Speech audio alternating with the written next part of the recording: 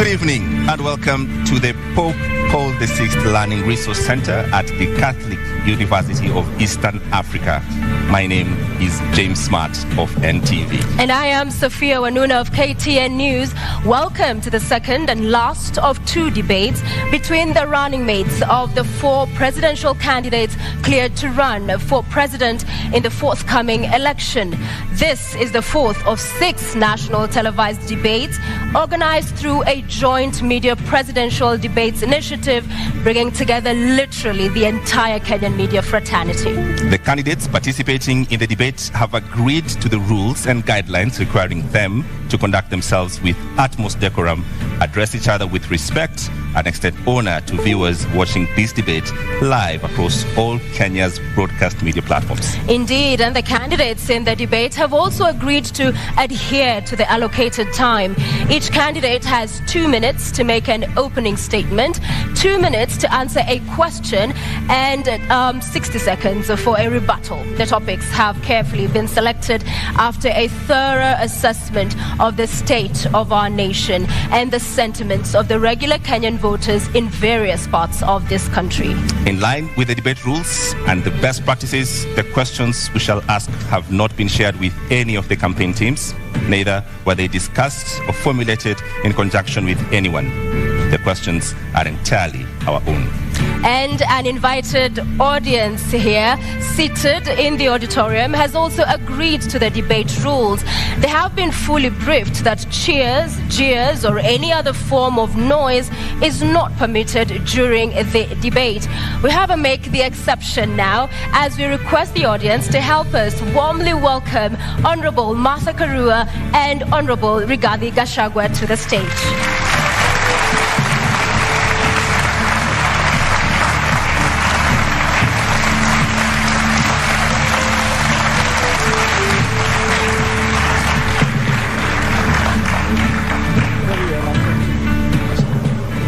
Karibuni sana. Honorable Rigathi Gachagua occupying podium 1 in order of that balloting exercise we just witnessed a few moments ago. You have heard the rules of the debate and we look forward to a fruitful engagement this evening. We'll begin with your opening statement, Mr. Gachagua, in 2 minutes. Thank you. My name is Rigathi Gachagua, born and brought up in the slopes of Mount Kenya, Herega village 57 years ago. Family is the basic unit of society and the nation. Strong families make strong nations. I'm the head of a family, and it is my pleasure and privilege to introduce my family tonight, who are here with me. My wife of 35 years, Pastor Dorcas Wanjiku Rigathi, and my firstborn son, Kevin Gachagua, a software engineer, and my secondborn son, Dr. Keith Ikino, a medical doctor who helps me to run family business. Tonight is a defining moment for the people of Kenya. The people of Kenya are in anguish. They are in a state of helplessness. They have no food. They don't know where to get their next meal. They are devastated. They need hope. Tonight, I'll present the Kenya Kwanza plan on how we intend to turn around the economy of this country, put people where they belong, restore their dignity, put money in their pocket, and allow them to enjoy their dignity. I look forward to a very objective debate, no trivialities, issues, so that the people of Kenya have an opportunity to interrogate what we plan to do for them. Thank you very much. Thank you, Mr. Gachagua. Madam Martha Karua, karibu, now your 2 minutes for your opening statement. Thank you, Sophia. I was born and brought up in Kirinyaga, and I want to thank my parents who are still alive, thank God, for instilling the values of honesty, hard work, community, and respect, values that hold good to this day. In this debate and in the audience, I have my family, my 2 children, Wawira and Edward, my grandchildren, 4 of them, My brothers and sisters, some of them, others are online. I represent the Azimio Hope for this country.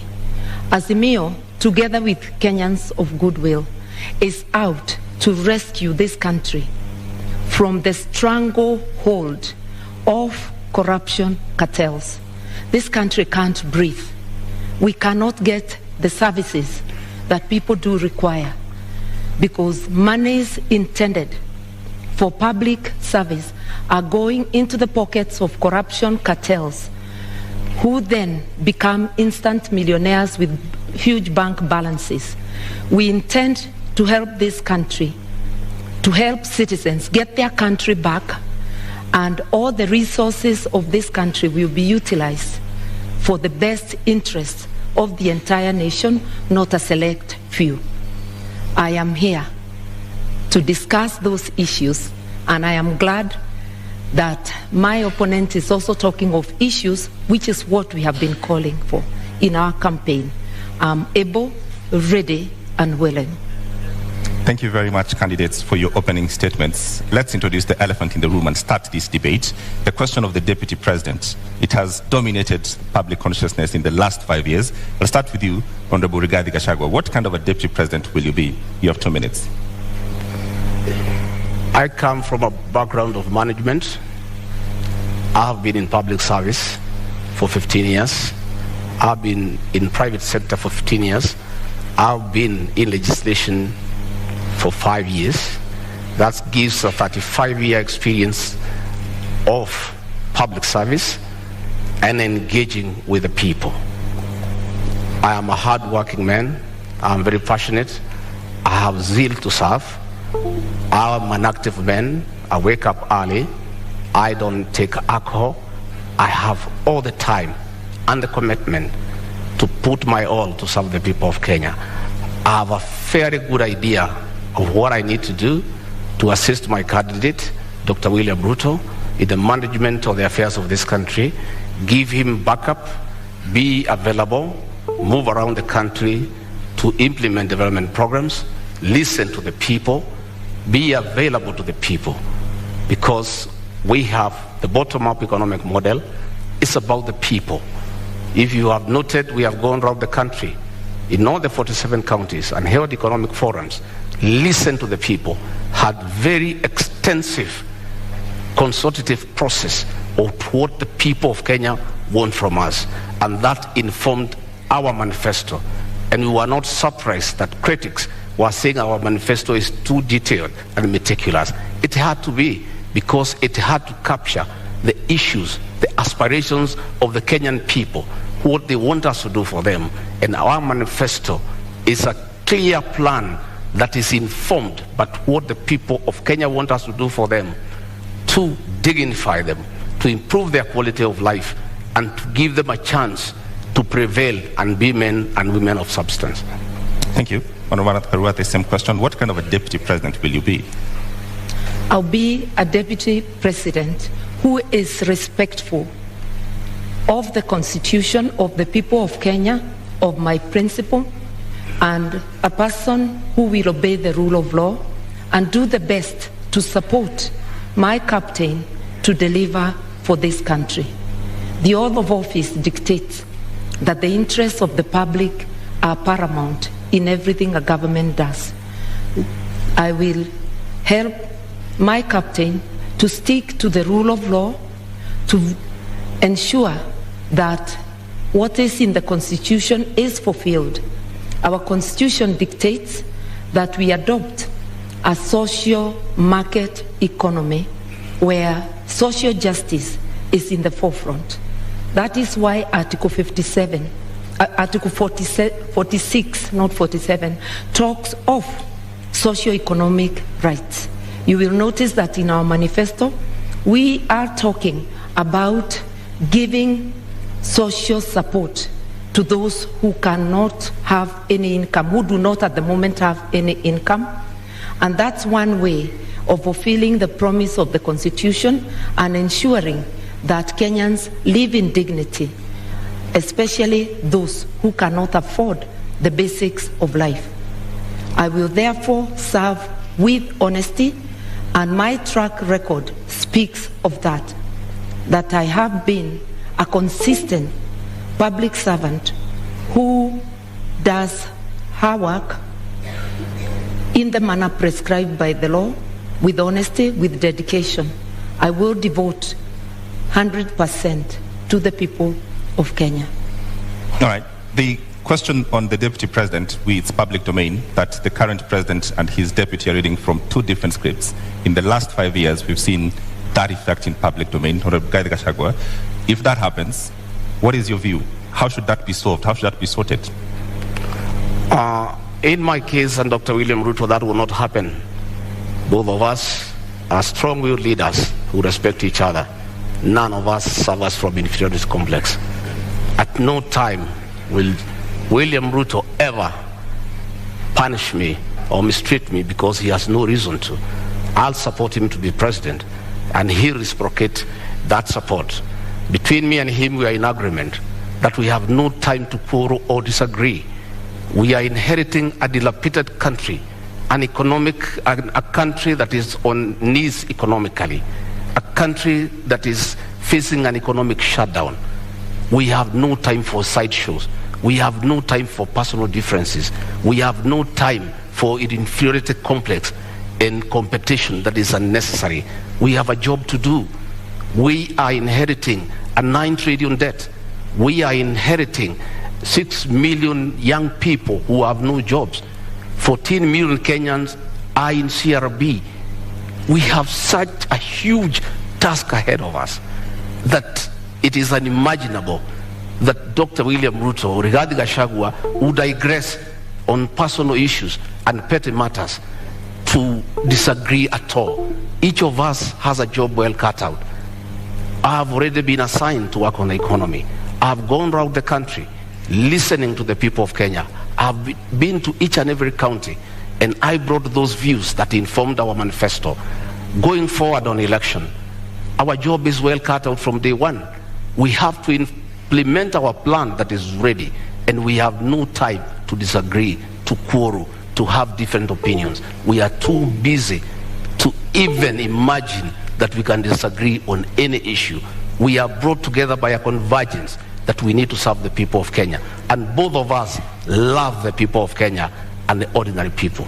And Honorable Karua, as I come to you, I mean, at the beginning of the presidency now, as we have it in 2013, it would have been unimaginable that would be today witnessing the kind of fallout we are between the president and his deputy. So for you, how do you execute differently and ensure we do not see this kind of bad blood drawn out? I think even when people have differences, because it is not possible for human beings to always think alike. That's why even our constitution acknowledges diversity of opinion. It is imperative that all debates or disagreements or arguments on issues happen in-house, and what is brought to the public must be the result, the agreement on the positions. And I think I'm very well prepared, and I'll continue to pray and address my mind that, one, the overall leader is the president. I am the principal assistant. With that in mind, that I'm a delegate of the president and can be required to do any work to support the presidency and the administration, I'll be ready, and I am ready. I have served as a cabinet minister for 6.5 years. A cabinet minister is a delegate of the president. A deputy president is a first among equals within cabinet in being a delegate of the president. It's not a different position.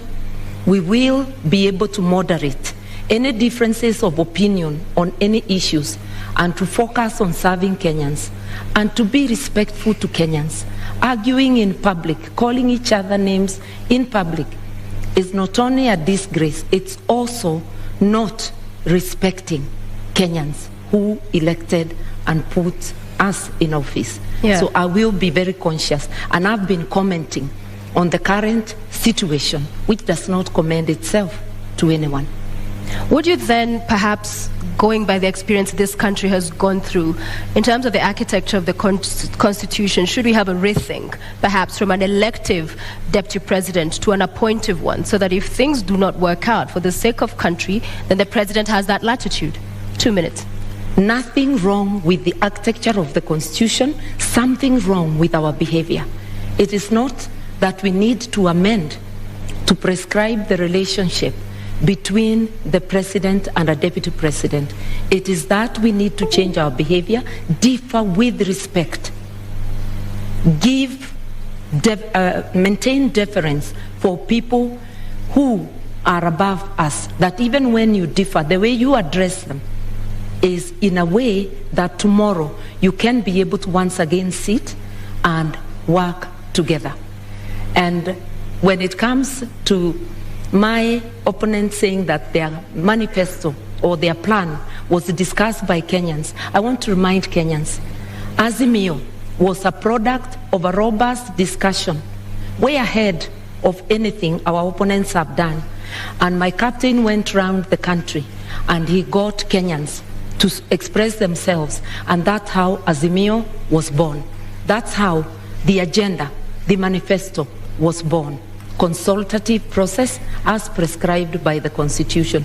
We intend to continue with consultations, even in governance, because public participation is deeply embedded in the Constitution, which my principal and I fought so hard to put in place. Right. Honorable Gadi, same question. Supposing this were to happen, we've seen before and it's been part of our history, people call themselves brothers and friends and then they have a fallout. Supposing this were to happen, would you think it would be possible and great for us to have the deputy president be an appointive position so that the president has the leeway essentially to fire you? That is a hypothesis. I like to look at life from a positive perspective. I always look at a glass as half full, not half empty. I have no doubt in my mind that we are a formidable pair. We are a pair that has been brought together by a common convergence to serve the people of Kenya, to spearhead, chaperone, and implement the third liberation, that is the economic liberation for the people of Kenya. And what has brought us together is so important that no sideshows can come in between. The focus that is before us, the need to restore the dignity of the Kenyan people, is such an important aspect of our lives, of our leadership, that it is incomprehensible that we could think of having sideshows and things that are necessary. And by the way, the situation between President Uhuru Kenyatta and William Ruto has not been brought because of ideological differences. It has been brought because of inferiority complex. Right. People must allow strong leaders to prevail, and you shouldn't have a problem when your deputy is strong and sharp and focused. You should just be able to accommodate him and use that as a strength to serve the people of Kenya.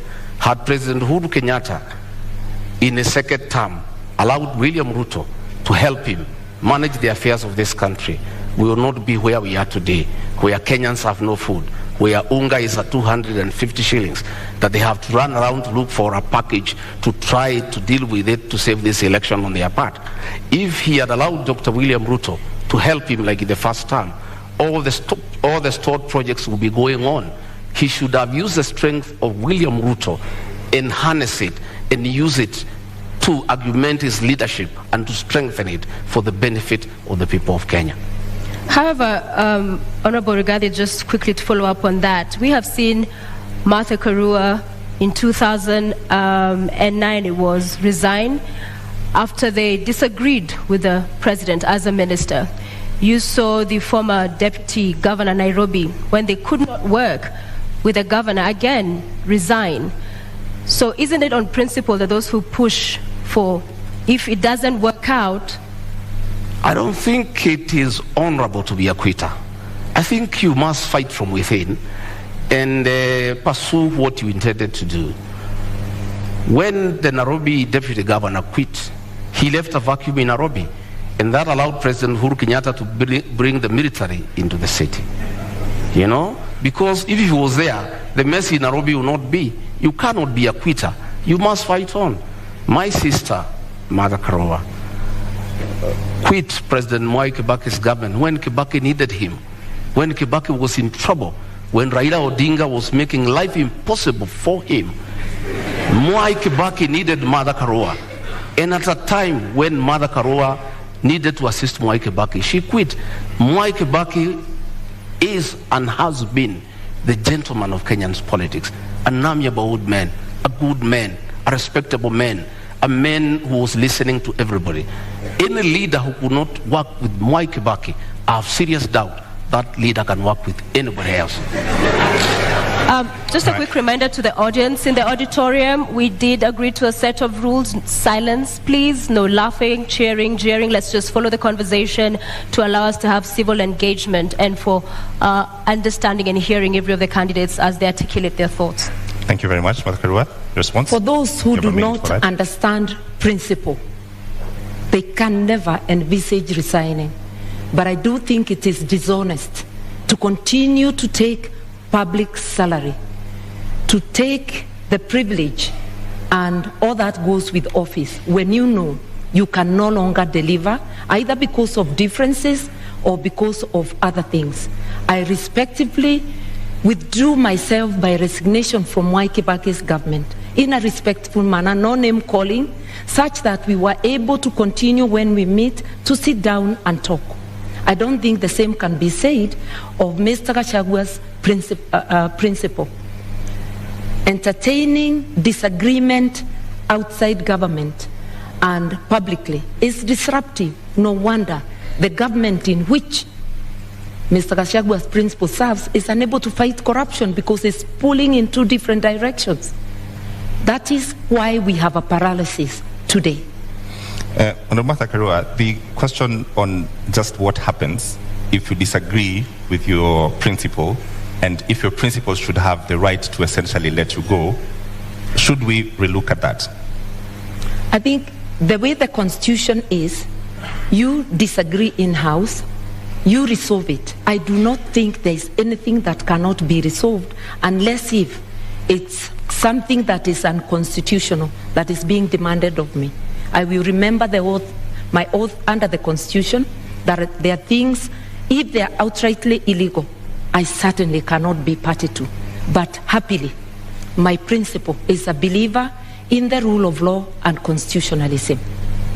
And he is also a man who views everything through the lens of social justice. That is why we have a dignity package for those who cannot afford meals on their table. That is why we have Babacare to rescue Kenyans from lack of access to medical services. If you look at our agenda, you will see that this is an agenda that talks of the socio-economic rights of Kenyans, an inclusive agenda that has every Kenyan, whether poor or rich, as demanded by our Constitution. So I cannot stand here and honestly say that we shall have the same position on all things. That never happened, not even in Mwai Kibaki's government. But in 6.5 years which I served, I never publicly berated the government that I served or the president that I served. I just said my hands were tied and I withdrew. My principle differed with Mwai Kibaki, but all he said to the public is that I was not consulted. How they went back room and resolved, we never know. We only know they came out with a unanimous decision. That is what people who have respect for the public do. People who have respect for their offices do. But holding an office while not serving is dishonesty. Honorable Gachagua, the same question, realized didn't respond the last time. Should this position of Deputy President be an appointive position? No. In fact, the framers of the Constitution were very clear that a Deputy President needed to enjoy mandate directly from the people. Why Azimio cannot push William Ruto to resign is because William Ruto is not an appointee of President Uhuru Kenyatta. He is elected by the people of Kenya. If it was the previous Constitution, William Ruto would have been sacked a long time ago and replaced with Gideon Moi. And that was the plan. The plan was to provoke him, intimidate him, humiliate him, persecute him and his friends and his allies so that he could quit government and allow President Uhuru Kenyatta to appoint somebody from a family that they share the same issues and the same values. But because William Ruto was elected, he was able to hold on to his position, and he continued serving the people of Kenya when he was assigned duties by the president. The duty he has been allocated all the time without failure is to welcome the president and the Nyayo National Stadium, and he has done it in style because that is the duty he has been allocated. He has gone ahead to chair IBEC because that one the president cannot deny him. It is there in the PMF Act. There's nothing the president would have done. But the president chose not to allocate him duties. And the president has been crying that since he did not allocate him duties, his government has come to a halt and nothing is going on. But he made a bed, he must lie on it. If you decide to chase your deputy away, a man who works hard, a man who knows what he's doing, and replace him with your friends, and then the country comes to a halt, you cannot go ahead crying that you have nobody to help you. He made that decision for his own reason. He wanted to push Ruto out, but Dr. Ruto stayed on because he enjoys a mandate from the people of Kenya. All right, Honorable Gachagua, Honorable Karua, I want us to move to the next topic this evening, leadership and integrity, fitness to hold office. I will begin with you, Honorable Karua. And in 2013, when you vied for presidency, you said, I do not share any values with the Prime Minister, then Raila Odinga, nor do I share his politics. Both he and the late Kibaki have been unable to root out corruption within their ranks. What has changed now that you're deputizing him? Indeed, the coalition government was unable to root out corruption in the second half. And I said so publicly many times. Raila Odinga was a presidential candidate in 2013. I too was a presidential candidate. My statement that they were unable to fight corruption did not indicate they are the ones individually perpetuating corruption. It meant there was corruption in government which they failed to act on.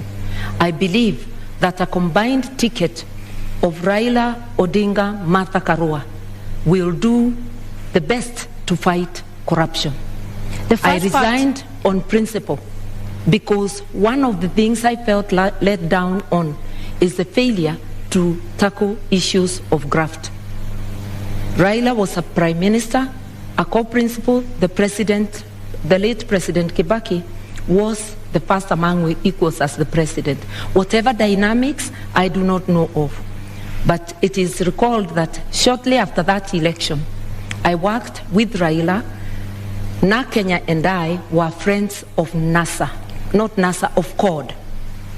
And we worked together until 2017 when I decided to run for governor and supported Jubilee. We have been able to work together, have a history of working together in our 30 years of being in active politics, and I know that his policies align with mine. I did mention that we both view our actions through the lens of social justice, and that is what has drawn me to work with him. Just a quick 1 minute, I will add you on your time that when you said I do not share any values, you've addressed the issue of corruption and graft, but you do not share any values and even agree on his brand of politics. What do you say to that? Because values, this is... As of that time, I felt I did not share anything with him. And remember, we were candidates. There is no way you will praise the other candidate. But I can assure you that it is not because I thought he personally was responsible for any wrongdoing, nor did I feel that President Kibaki was personally responsible. But there were rogues within government they failed to act on. And I felt my hands were tied in the performance of my duties. And therefore, as I campaigned for myself, I actually was saying, look, you've been unable to fight corruption, just like the Jubilee administration under President Uhuru Kenyatta and Dr. William Ruto. And they are still in government together up to now. And we saw Dr. Ruto attending cabinet a week ago.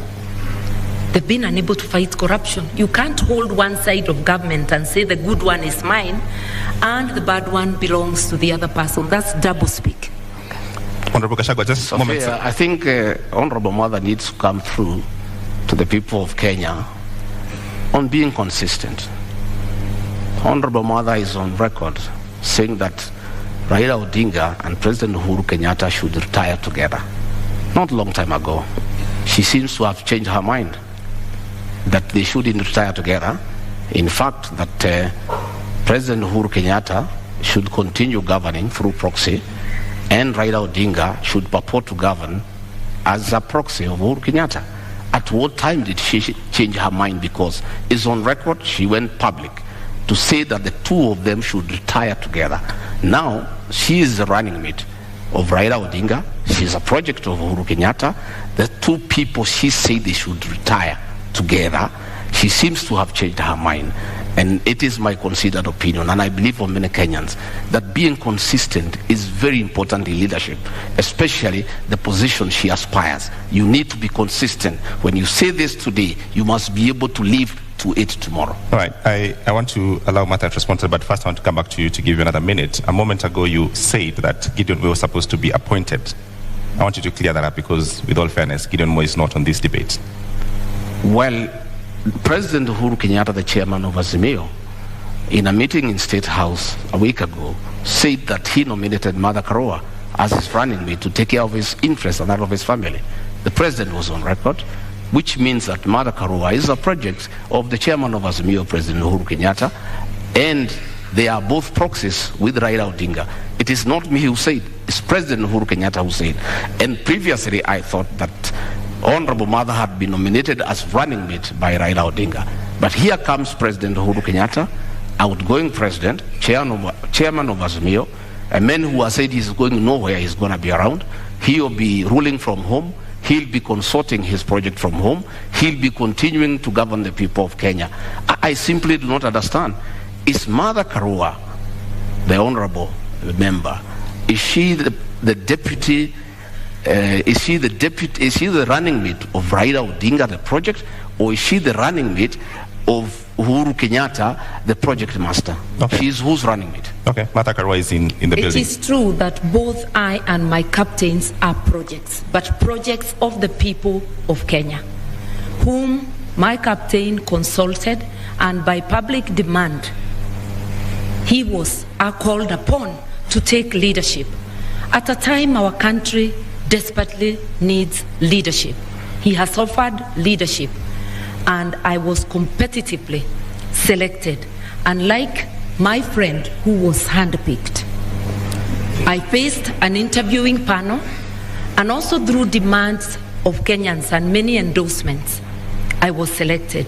Kenyans know I'm competent, and I believe I'm competent for this job. I'm ready, able, and willing. I have consistently shown independence of mind, irrespective of whom I'm dealing with. I will handle this job independently and with commitment to Kenyans. And I know my principal also, who has been a teacher of politics to Mr. Gashagua's principal.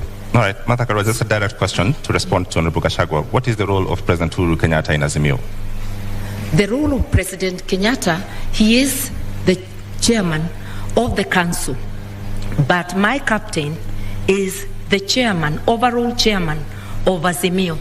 Jubilee is just one out of the 26 political parties. I sit in the council as well, and President Kenyatta does not make decisions alone. Will he have a role? Will he have a role after he finishes his term? Sorry? Will President Kenyatta have a role after he finishes his term? His party will have a role. And if he continues to be, if he doesn't give his position in the council to any other member of his party, it would be a peripheral role as a member of the party. The incoming administration will be a Raila Odinga Azimio presidency. Just like the current Jubilee government, although Uhuru was a deputy president in the government of Mwai Kibaki, it was not a continuation of the Mwai Kibaki administration. it was an Uhuru Jubilee administration. Anybody who understands government would know that. Honorable Gachagua, you have a minute to respond. The truth of the matter is that the role of President Uhuru Kenyatta in Azimio is to craft his own succession, to continue governing Kenya through proxy, through Raila Odinga and Martha Karua. President Uhuru Kenyatta has already started assigning roles to Honorable Martha Karua, which means he is a leader, and in the unfortunate and unlikely event that they are elected to office, President Uhuru Kenyatta will continue governing this country outside his constitutional mandate, because there is a two-term limit that the president should retire. But the president does not intend to retire. You saw how angry he was, saying that people are asking him to go home and asking where he's going. It looks like he doesn't remember that when he sought to be president for 10 years, he knew what 10 years is all about. He cannot complain that people are asking him to go. Nobody is asking him to go. It's the Constitution. But he's trying to circumvent the Constitution to plant a proxy government, to continue governing from outside State House through Raila Odinga and Martha Karua, so that he can continue protecting state capture and conflict of interest. And Martha Karua has already been assigned that role. He was on record that she is the one he has put there deliberately to protect his interests and that of his family. All right, Martha Karua. It is important to be truthful in this debate. President Kenyatta has not publicly or privately assigned me any role. I'm sure he knows that he cannot assign any role to a minister in an administration he does not have. The person who has assigned me a role as deputy and has declared the intention to appoint me as Minister for Justice and Constitutional Affairs, apart from being Deputy President, is the Right Honorable Raila Amolo Odinga. My colleagues and his captains' beef with the President should not make them use this forum or use us as candidates to fight the President. We represent the aspirations of Kenyans, and yes, Kenya needs rescue, but rescue from corruption cartels, which my colleague may know more about. On the 6th of June, Honorable Gachagua, during a Meet the People tour in your constituency, that's Madeira constituency, the people you represent there, you said that because you perceive the matter you're currently in court over to be a political witch hunt, if elected, you'd see to it that your accounts are unfrozen, build a mansion, and perhaps go ahead and throw a party in essence. Mr. Gachagua, isn't this tantamount to subversion of the cause of justice, an admission that you made in this sentiment? To start with, I'd like to tell Honorable Mother we are not here to fight President Uhuru Kenyatta. We are holding him to account on his utterances. He has said he's going nowhere. He's on record. That's not fighting him. He has said he assigned Martha Karua the role to jail people. I don't know how she'll do it. She's not a judge. She's not a court of law. That is the work of courts of law, to jail people. It's President Uhuru Kenyatta who has said so. He has said that he has put her there to take care of interests. It's his own record. I don't want to respond to dignify ridiculous accusations by social media. Social media people assigned by the state have been following me wherever I go in the Republic, including my homes, to listen to what I say and twist it. I told the people of Madeira, they asked me a question.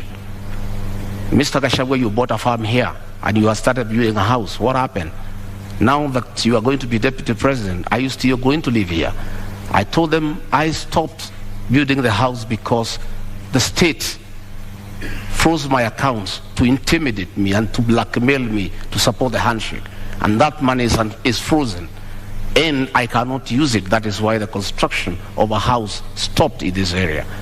When the due process takes place and the courts will deliver justice to Rigathi Gachagua one day and my accounts are frozen, I assured the people of that area that I'll come and complete that house and live with them.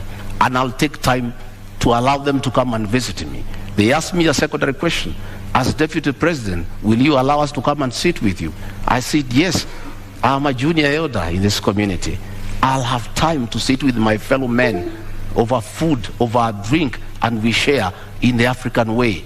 I say the women in this area will come and sit with Mama Gachagua and have kesha, because my wife is a pastor and she likes doing kesha. And the women wanted to know, will they be allowed to come to the home of the deputy president to have kesha with Ms. Gachagua? I confirmed yes, I'll be deputy president, but I'm still the same old guy who hangs around here. A very generous person who spends all his time with the people. All right, Mr. Gachagua, you have a national audience. What is the source of the money that was frozen? Because that is the context. Pardon? What is the source of this money that was frozen? I have said many times that I'm a victim of blackmail by President Uhuru Kenyatta, whom I served as personal assistant. President Uhuru Kenyatta wanted me to abandon William Ruto and join him in fighting him, and I said no, because he didn't give me a good reason. And he blackmailed me. He sent Nancy Gitawe, his advisor, to threaten me that if I don't abandon William Ruto and join him, I'll face the music from the state. Honorable And Gachagua, one problem started after another. They froze my accounts, KRI froze all my companies, then they arrested me on trumped-up charges for 1.5 years, no evidence in court, nothing. I'm a victim of blackmail and persecution by Uhuru Kenyatta, using the state criminal justice system to manage politics and deal with those who don't agree with him. Honorable Gachagua, with all due respect, you not answered my question. What is the source of the money that was... The money that I have is well documented. I am an astute businessman. This is money that I made during the reign of Mwai Kibaki when the economy was thriving. I made over 200 million and invested in an account. And that account has been running for the last 8 years, and nobody has ever asked me a question. In 2013, when I supported Uhuru Kenyatta, I still had the money.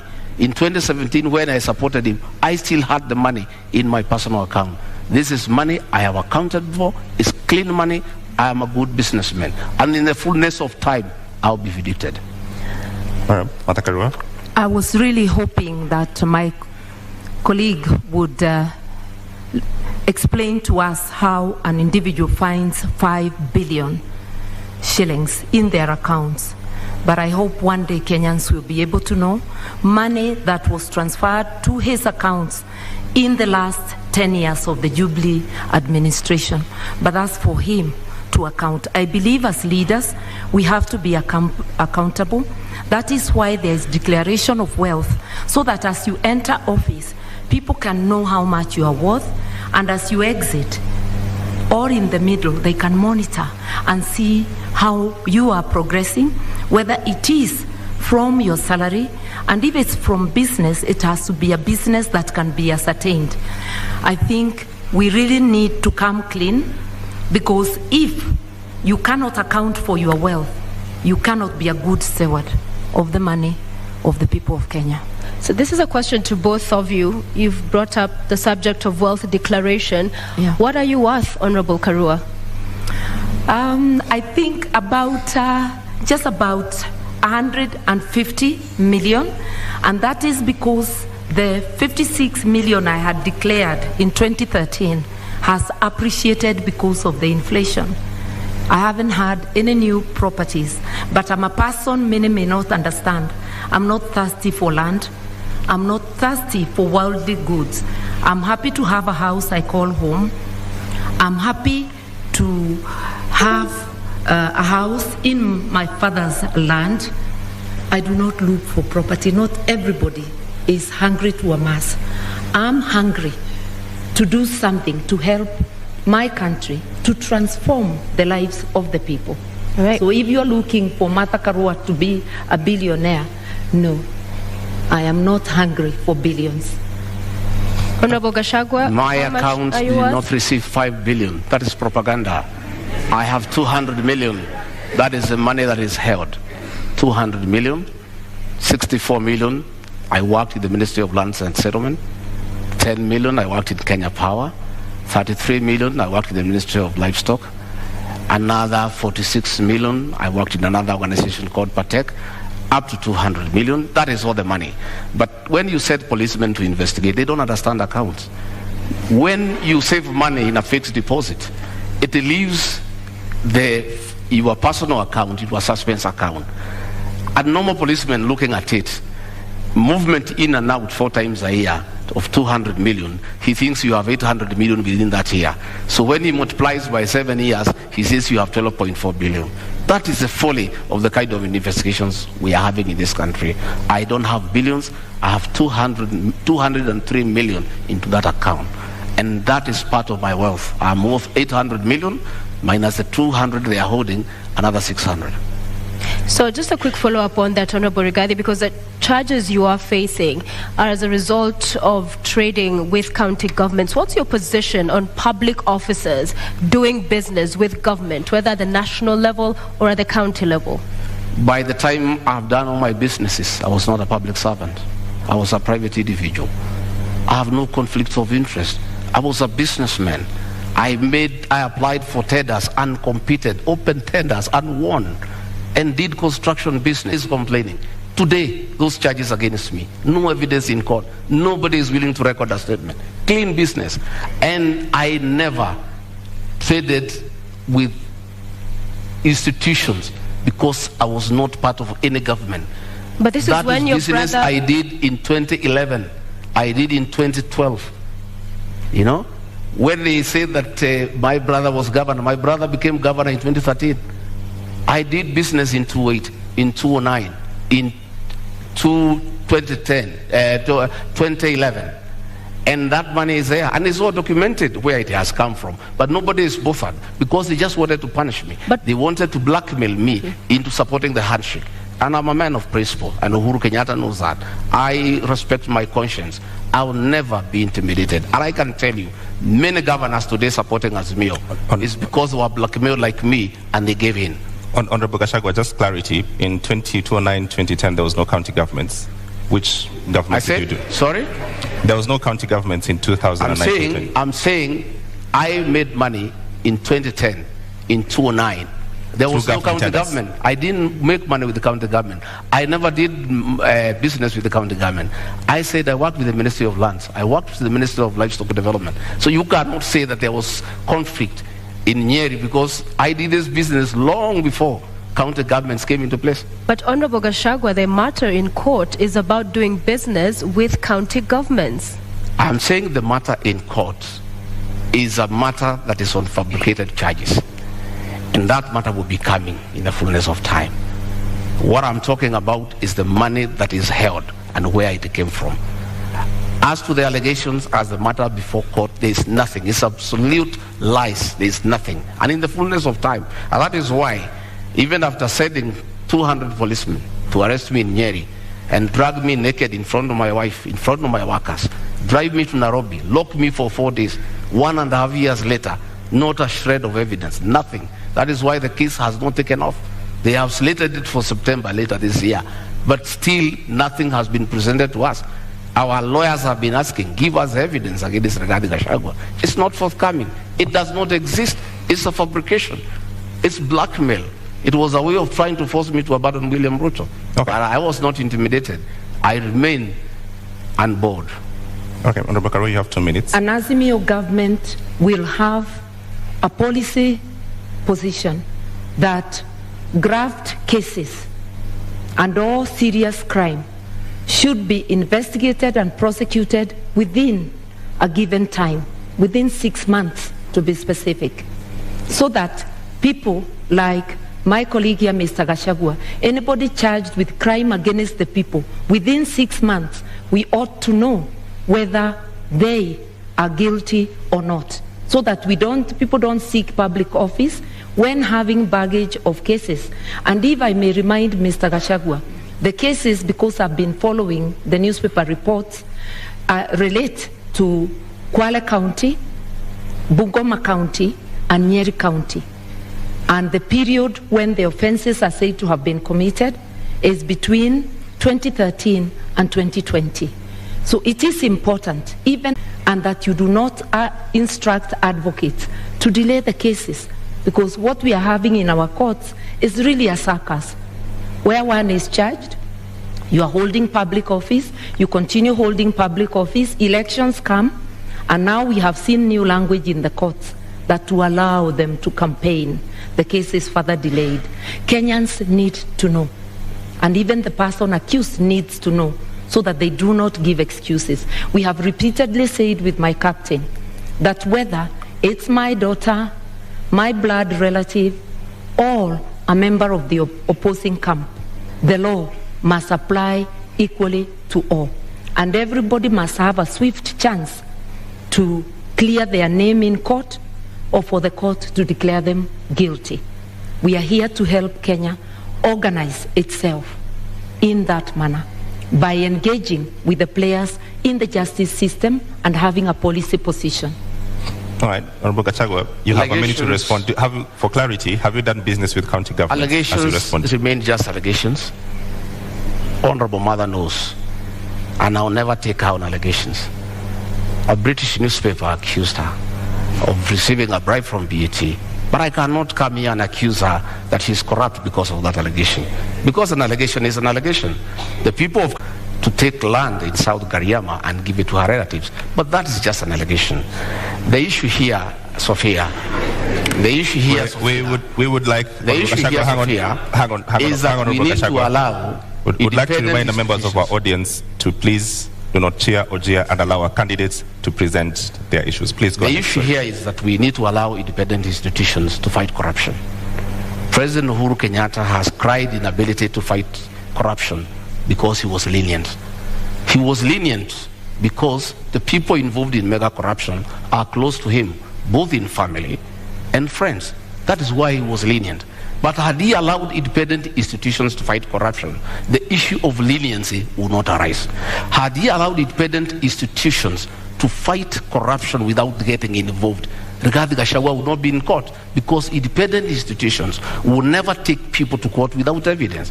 What the Honorable Karua is saying, that we need a law to hasten cases, is not the solution. The solution is to take cases to court when you have evidence. Martha Karua, you have a minute to rebut.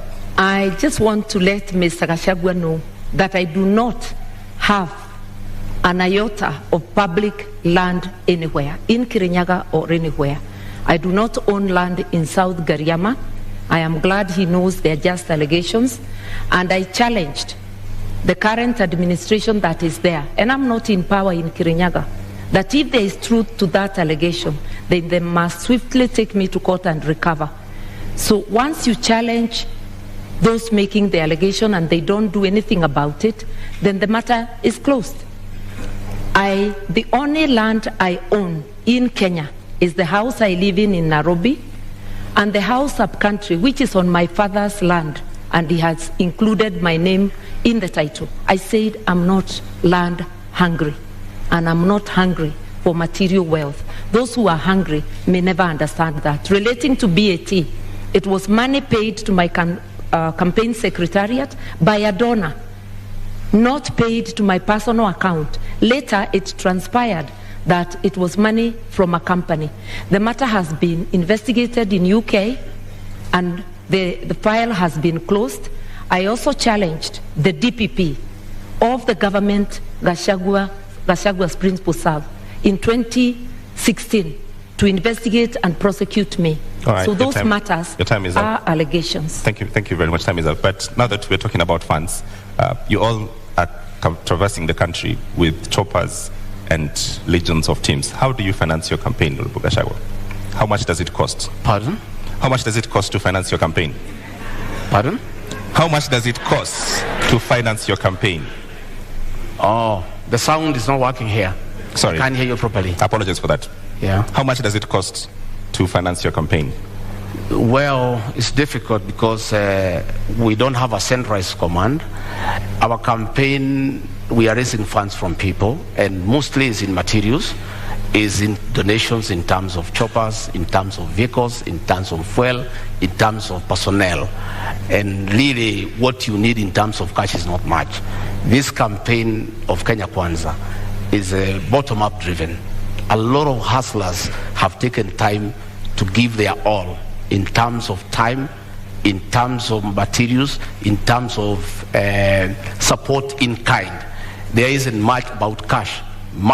So it's very difficult at this stage to quantify and say this is the amount that we are going to use for this campaign. What I know is that in the next 1 week or so, we'll now be talking about real figures, because we have to mobilize agents, we have to mobilize vehicles, we have to get people to protect the vote. Those people need to be given allowances. That is when now we will come to the cost of the real campaign. All right, Martha Karua, the same question. How do you finance your campaign? Through public donations in cash and kind. We had a fundraiser just the other Friday, but the donations are a continuous process. The Azimio campaign secretariat is keeping tab. My personal campaign organization, the New Dawn Trust, is also keeping tab of all donations coming to me. And it is the organization that had received the money you asked earlier for BAT. I do not mix campaign money with my own funds, because you have to maintain integrity even with donations. We have choppers donated. There is a chopper I personally use, which is a donation from a kind corporate friend. And we have many such donations. And I want to remind Kenyans, my captain, the Honorable Raila Amolo Odinga, has had choppers in his campaign even when he was out of government, like the 2007. I think they flashed more choppers than the PNU side I was in that could have. He is a man known for his capability to mobilize resources, both human and financial, for campaign. And I'm very lucky to be his running mate. Talk to us, Honorable Gachagua, about corruption and election campaigns financing.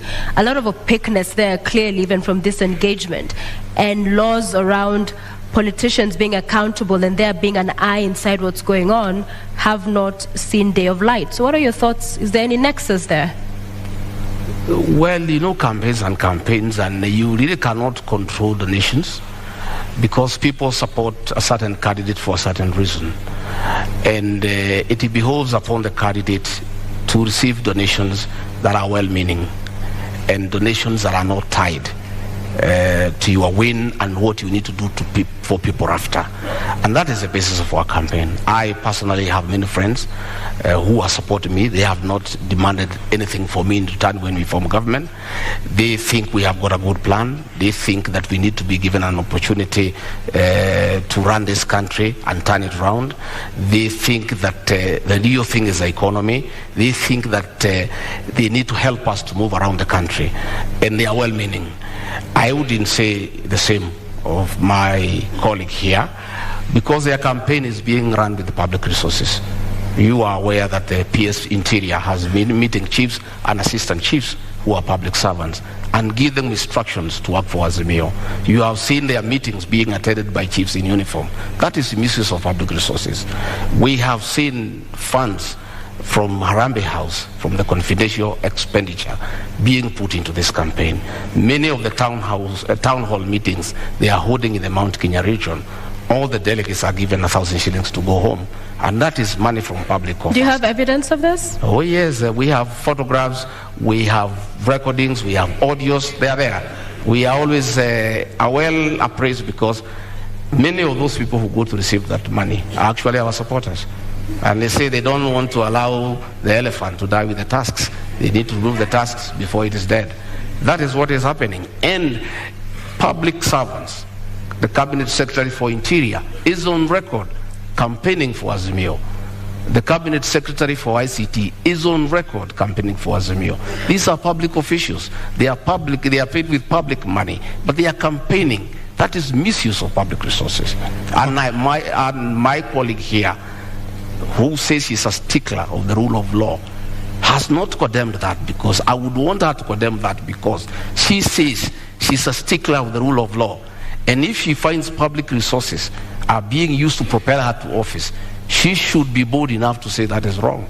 She should speak out against the misuse of chiefs and assistant chiefs by the PS Interior to campaign for her and her boss.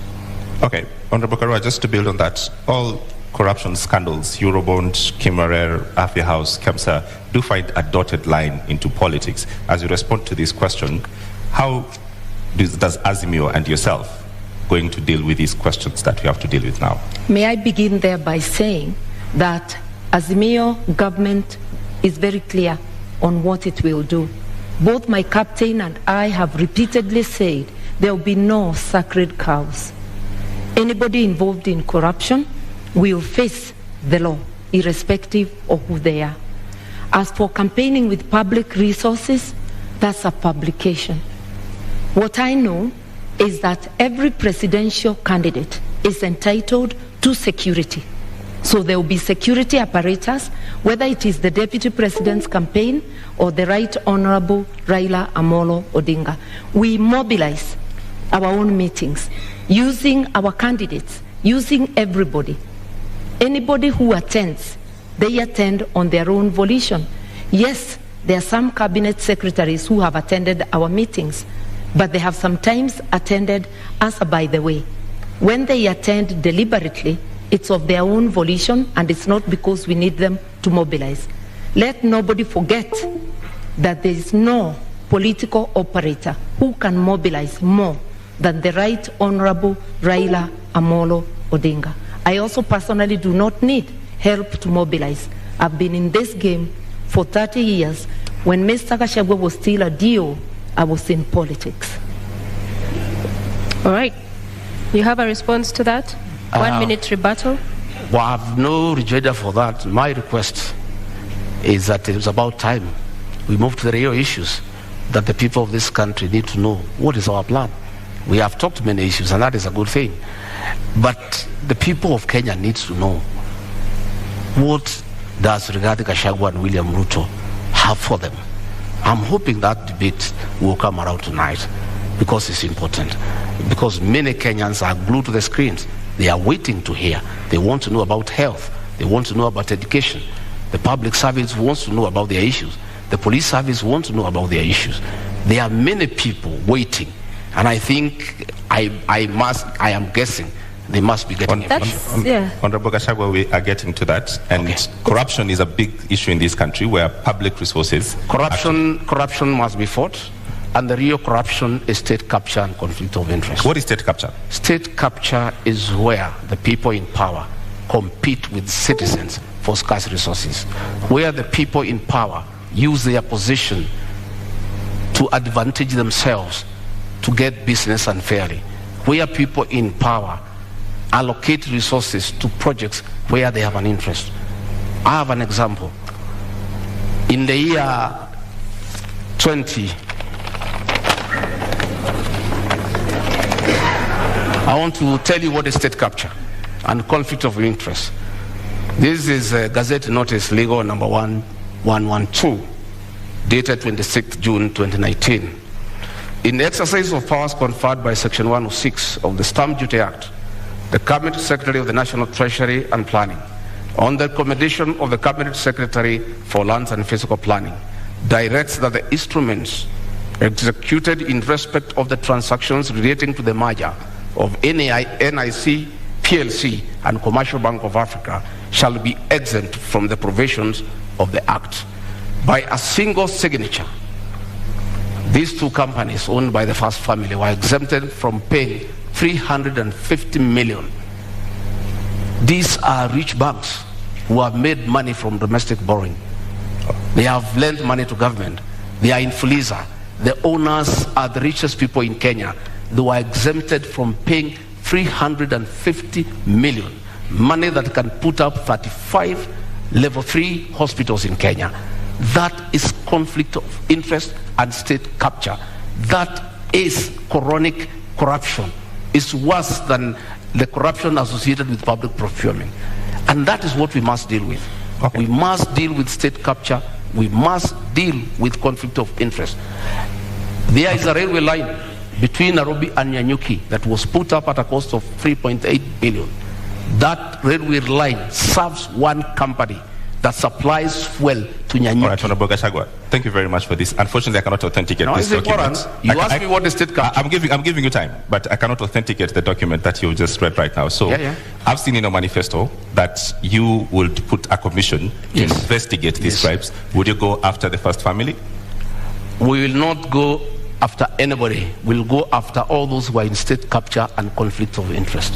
Who are they? But what are you saying? That will come out in the commission.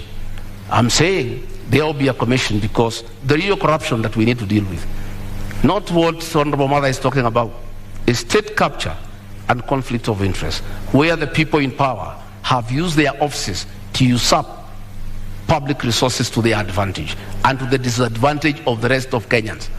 You are aware that the milk industry has been monopolized by state capture and conflict of interest, where the owners of that monopoly decide how much to buy from the farmers and how much to sell to the consumers. So, Honorable, and extort the people of Kenya. Clarity for the Kenyans who are watching. Yeah. At the center of government Yes. is President Uhuru Kenyatta. Yes. Are you going to go after President Uhuru Kenyatta finishes his term? I have said we are not talking about individuals. We'll deal with state capture and conflict of interest. Anybody But who you is are involved in state talking capture and about- conflict of interest You are talking will be about held to account. the first family, sir. So grab the bull by its horns. Don't perhaps cut around the issue. You are talking about the first family. So in essence, you are saying you will go after them. Isn't that? I am saying this is state capture. I've given you an example. You will feel for yourself what needs to happen. All right. And I am saying that is what we need to deal with. You know, state capture. And that is why the president will say he is lenient. He cannot deal with state capture. He cannot deal with conflict of interest. Okay. He can't. Thank you very much. Namataka, we have 2 minutes. I want to help Mr. Gachagua. State capture is the repurposing of the state to serve individuals rather than public good. And corruption cartels in this country, whoever they are, have strangled the country. I opened by saying Kenya can't breathe. Our health services, their money is taken. The money for agriculture, for fertilizer subsidies, money for building dams such as Kimwerel, Arol, Galana Kularu, which was supposed to help Kenya feed itself. That is what state capture is about, that every penny intended for the public, a majority of it is ending up in people's pockets. This is not about families or individuals. It's cartels, and cartels are organized people, gangs of criminals, because what they are doing is committing crime. And you don't need a commission to punish crime. You just need serious law enforcement. And if you find roadblocks, that cases are taking too long, then Parliament can be used to do its work, to consider proposals from the government, to pass laws that fast-track such cases. We all know that election petition cases take 6 months. Why can't corruption cases similarly take such a period? That is the debate that must go to the National Assembly. Mr. Gachagua serves in the National Assembly. I have not heard him talk about corruption except when defending his own position in the case he's involved in. In contrast, I'm out of Parliament. I've been vocal, whether it's KEMSA, whether it's any other corruption. And I've also been vocal in upholding the rule of law and reminded my brother President Kenyatta that he cannot serve beyond his term, a position he holds at this moment, that he is going home. So, Honorable Karua, do you agree then that there's state capture in Kenya? And secondly, what do you make of their proposal to form a commission of inquiry into the same in Kenya if elected? That just expresses their reluctance to fight corruption. In fact, Mr. Gashagua's principle is captured on tape in an interview in this country, saying that corruption, he doesn't think corruption can stop a nation from developing. With what money will a nation develop, invest, or even provide services if the corruption cartels are taking 2 billion shillings a day, which translates to stealing 40 shillings from every person? In an average household of 6 people, that's 240 shillings. 2 packets of unga at the discounted price of 100. Kenyans need to understand. They're hungry, they're without medical service, without fees for their children, and without free education, because corruption cartels are strangling the nation. That's why we can't breathe. Once we understand that, then we will vote for people with a track record, like Azimio, people with the will to fight corruption, people who are prepared to confront the monster and to apply the law evenly, irrespective of who is mentioned. So do you believe we have state capture in Kenya? There is state capture, yes, by corruption cartels, organized criminal gangs who plunder our resources daily. 2 billion shillings a day, which is authenticated by the Auditor General, translates to 765 billion shillings. The amount of money we need for the social support is just 144 billion. The rest can be used to pay debt, to do other things. We intend to seal all those loopholes so that Kenyans can have advantage of their resources. Honorable Karua, the names of every corruption scandal, Kimwarer, Kamsa, Eurobond, they're all government officials. Yes. How do you deal with that? That is where the state capture is coming. If you look at them, it's not about families, it's about individuals who choose. Because I keep saying no mother has baptized their children the name corruption. It's a behavior an individual deliberately chooses. And state capture can even become a tool during elections where empty promises are given to entice Kenyans to further surrender their sovereignty to corruption cartels. I'm urging Kenyans to look at the track record of each of the formations that are seeking the presidency of this country. I am confident that a reasonable look at the candidates present, as Kenyans will commend themselves to vote for Azimio. And Azimio will do the jobs, not because we are perfect, but because we have the best track record and we do try and have tried before and done good work for Kenyans. All right, you have 2 minutes. I don't know. I don't know whether the Honorable Mother has taken time in their meetings with the chairman of Azimio to ask him. He said he is in charge of this country. He knows everything that goes on. Then we went ahead to say that 2 billion shillings is stolen daily. I don't know whether in her meetings with the chairman of Azimio, she has tried to find out from him who steals this 2 billion and why he has done nothing about it. In terms of fighting corruption, our manifesto is very clear. Our plan is sound and is in accordance with the Constitution. Our plan is to allow independent institutions that fight corruption to be really and truly independent by giving them that freedom and giving them resources and financial autonomy so that they receive instructions from nobody. On assuming government, we shall appoint the Inspector General of Police as the accounting officer of the National Police Service so that himself and the DCI have independence to do what they need to do on fighting crime and corruption without having to take instructions from anybody. Because you know, this, it is said, he who pays a piper calls the tune. Why the Inspector General of Police and the DCI cannot fight corruption and crime, why they cannot operate the way the Constitution spells out, is because they are controlled from Harambee House, because that is where their money is. We shall give them financial autonomy.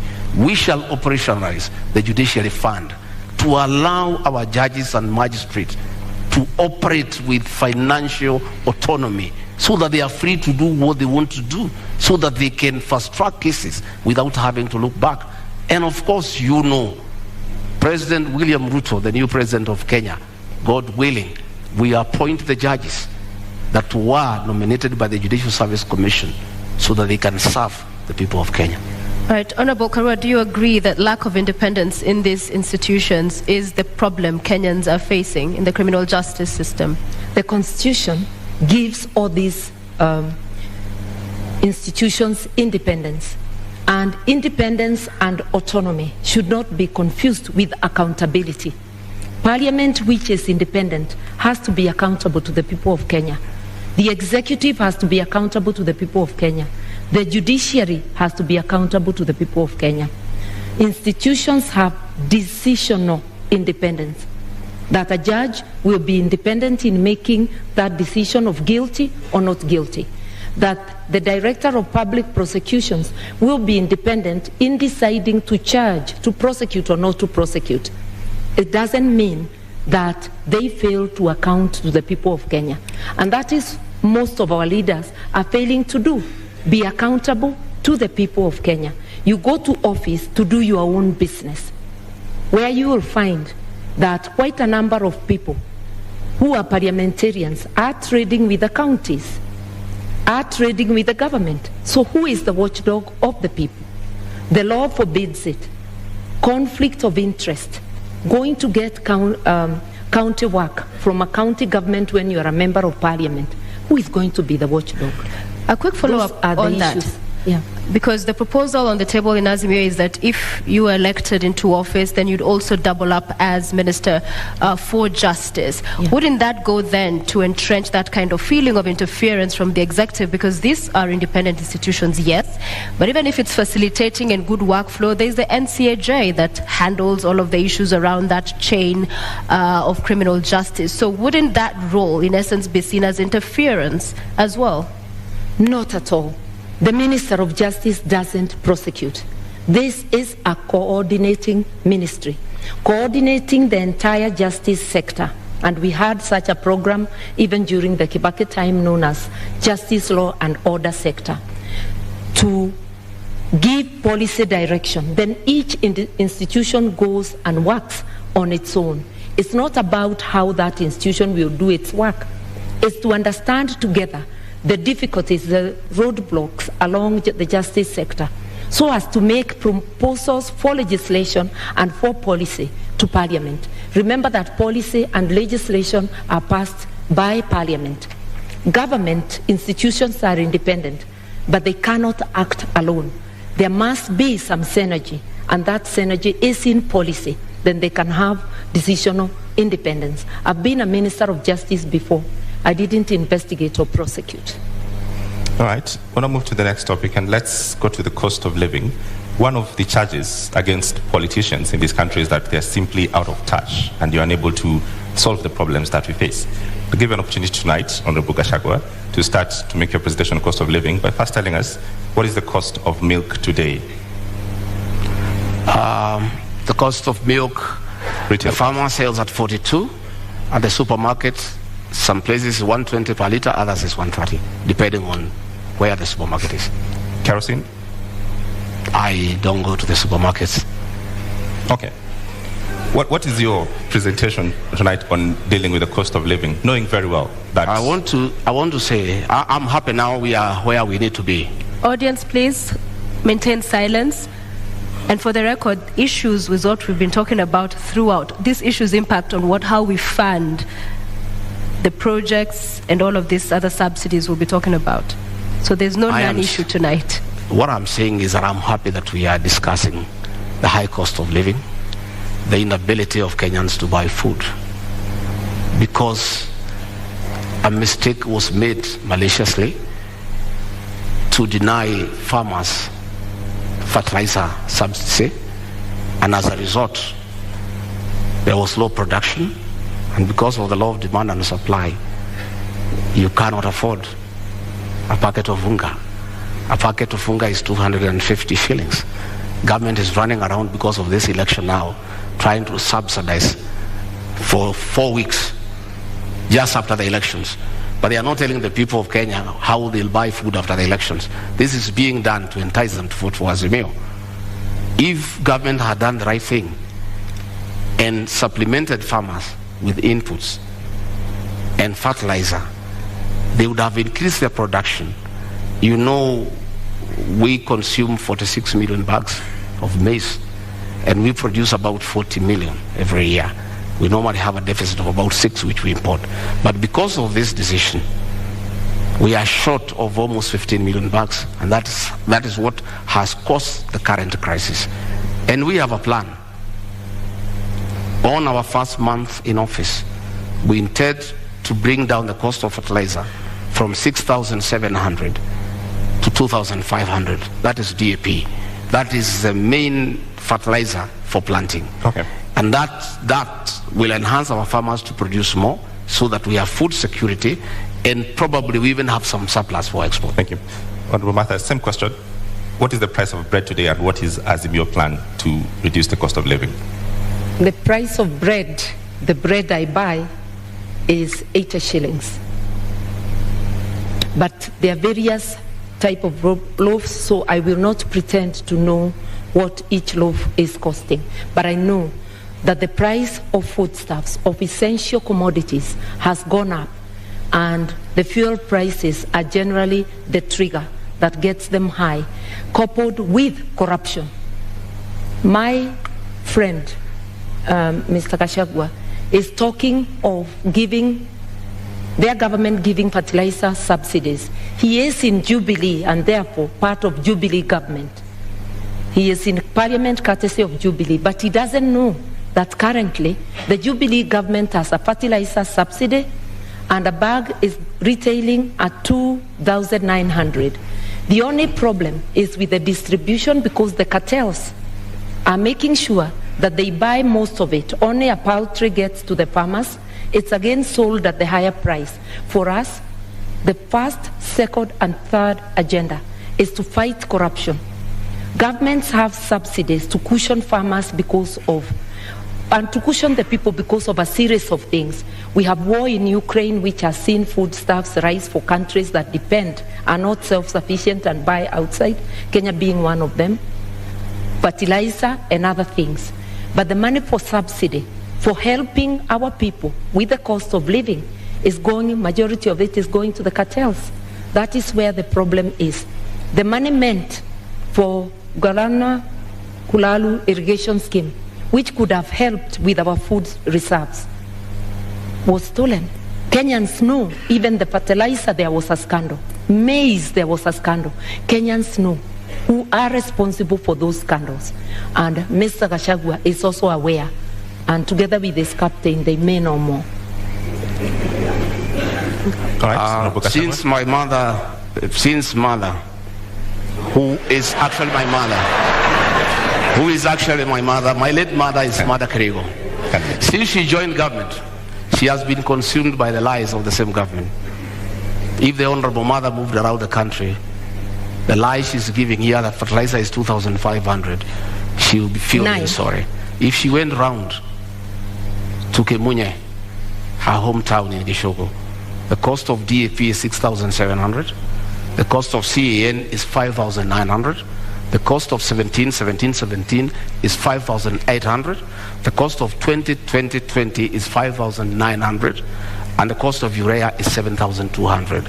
That was just a lie by the Minister for Agriculture. There is no fertilizer that is available for 2,500. You can walk around to any shopping center, including our hometown. These are the costs of fertilizer. And I want to say, let us stop deceit and lying to the people of Kenya on national television.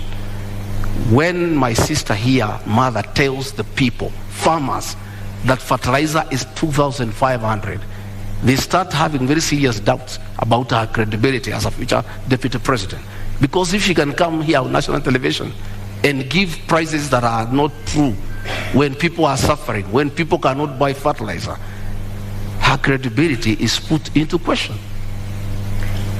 I've indicated that the subsidized fertilizer, he's correct, is not available at every retail shop, but it's available at the stores of at the depots of National Cereals and Produce Board.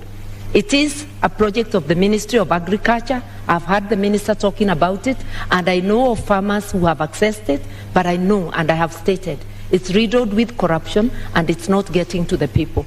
The honorable thing Mr. Gachagua could do, when you are not aware, you just say you are not aware.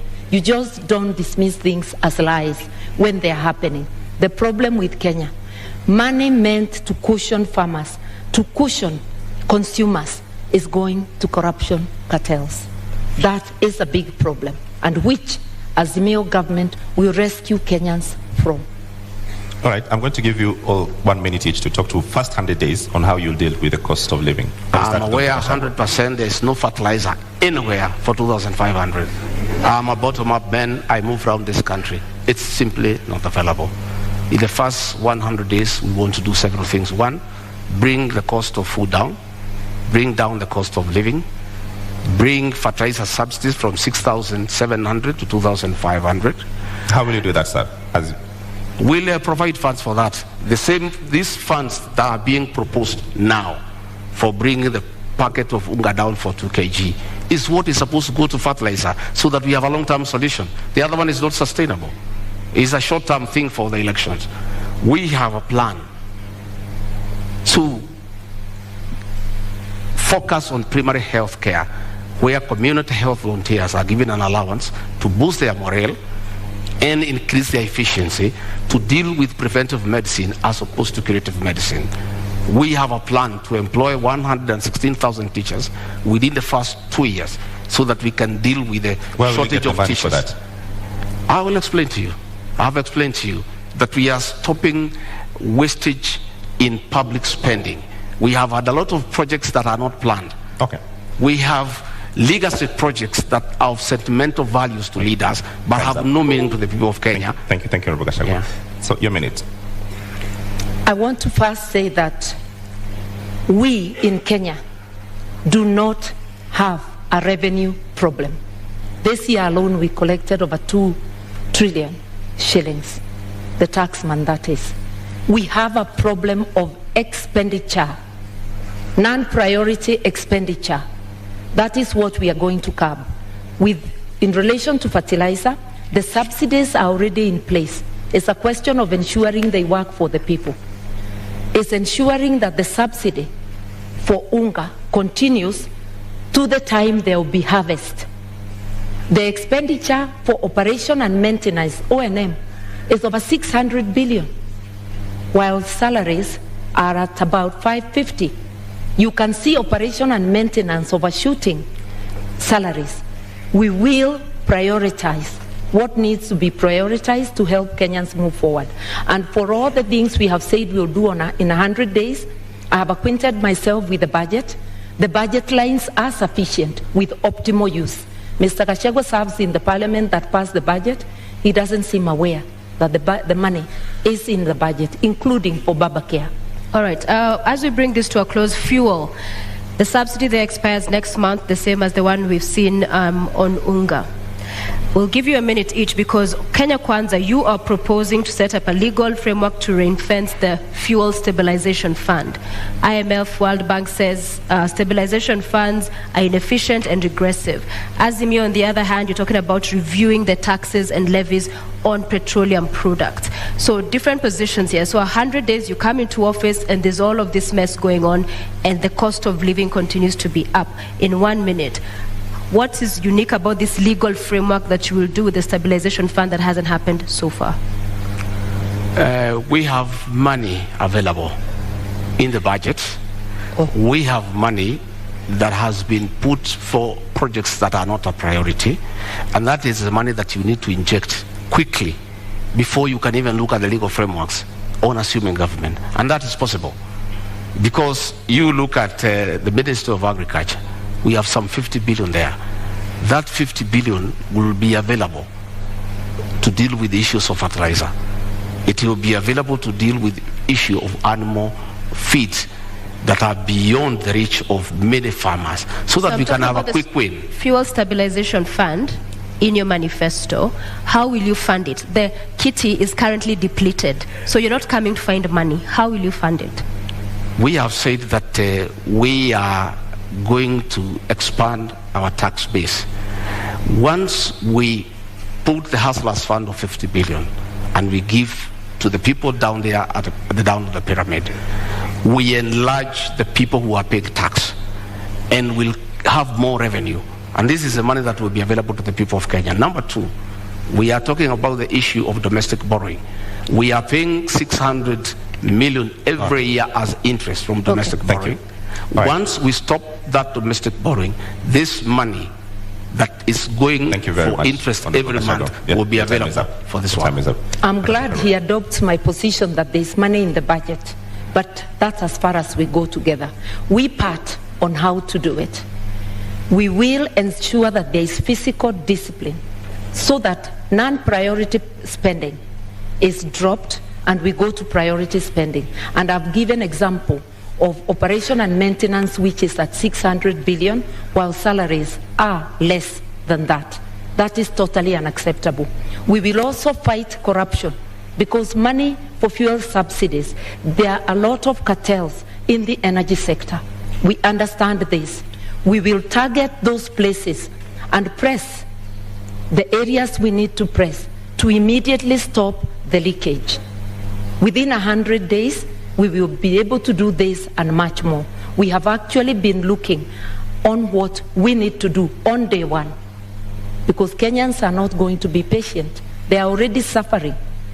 They cannot wait for commissions to be formed. They need actions.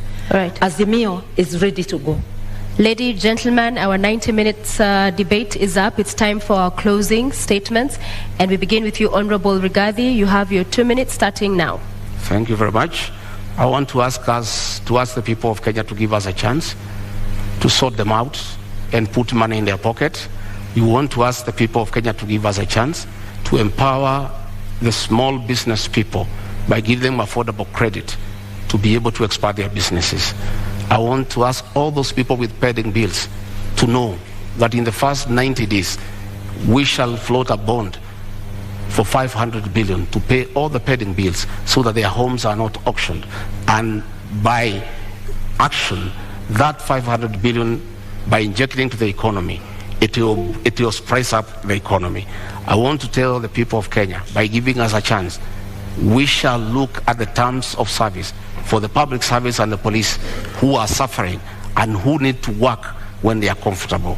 I want to tell the people of Kenya to give us a chance to bring reforms to the NHIF program so that every Kenyan has an NHIF card, so that when you go to hospital, you are able to be treated and go home free. I want to ask the people to know, the people of Kenya, that William Ruto and I have a plan for them.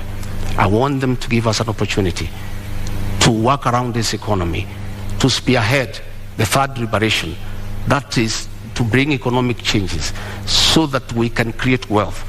We can make the people of Kenya wealthy. We can give every Kenyan an opportunity to make a living. We can give every Kenyan an opportunity to make and live a good life. We want to ask them that on the 9th of August to come and vote for change. A change to bring about economic development, a change to restore their dignity and to improve their quality of life. Thank you very much and good evening.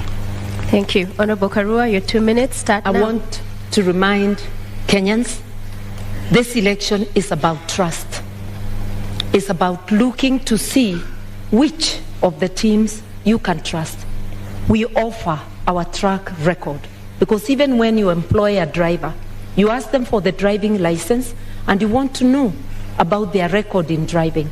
We are asking you to critically examine the teams, and if you do so dispassionately, you will come to a conclusion. I know that Azimio is the team. We will not form commissions to fight corruption. We'll go directly for the jugular of corruption cartels, apply the law across the board, and while we agree that there is need to review salaries in view of the cost of living, it's very easy to promise heaven. Without fighting corruption, without physical discipline, non-priority spending being cut out, that is not possible. But in Awezekana, with an Azimio government, we are going to do this, and together with Kenyans participating and helping us to fight corruption, we will be able to deliver our agenda to you, the 100 days agenda, and each item to reboot the economy so that Kenyans can have a decent life. While we wait to reboot the economy, for you who is unable to put food on the table, rescue is on the way. Within 3 weeks, you put an Azimio government in place, we are going to be able to send to the 2 million families that do not have any means of survival a 6,000 shilling package, which also will act as a stimulus to the economy because it gives purchasing power to 2 million families, which is like 8 million people within the country.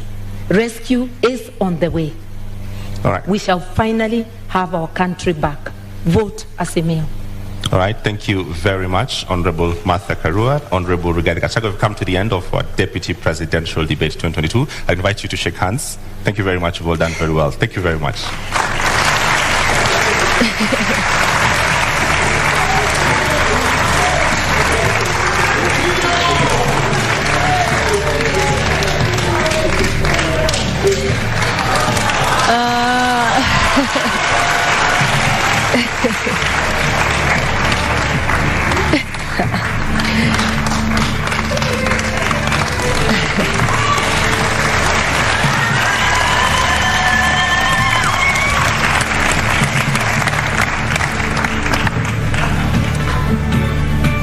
Ladies and gentlemen in the audience and our viewers following this at home, we have come to the end of our debate this evening, and our appreciation to Honorable Martha Karua of the Azimio la Umoja One Kenya Party Coalition, as well as Rigathi Gachagua of the United Democratic Alliance, UDA, for honoring voters with the duty of agreeing to attend this public televised debate. We thank you.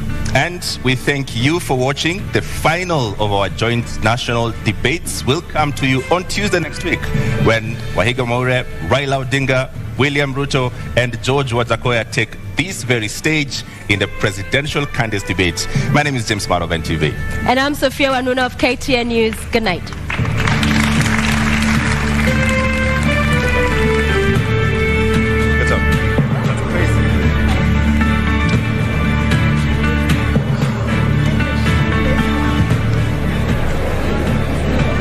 Goodness, what is that?